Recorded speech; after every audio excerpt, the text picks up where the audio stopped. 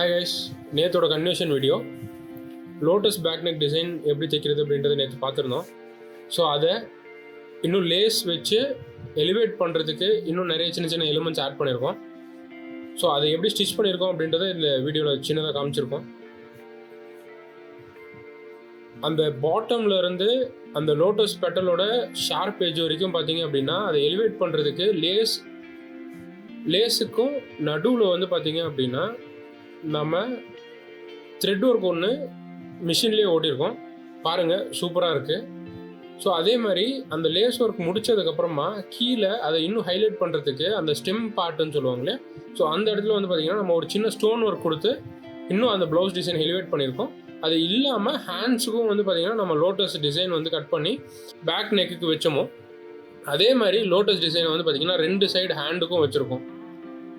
பாருங்கள், சூப்பராக இருக்கும். ஸோ நீங்களும் ட்ரை பண்ணிவிட்டு எப்படி இருந்துச்சு அப்படின்றத கமெண்ட்டில் சொல்லுங்கள்.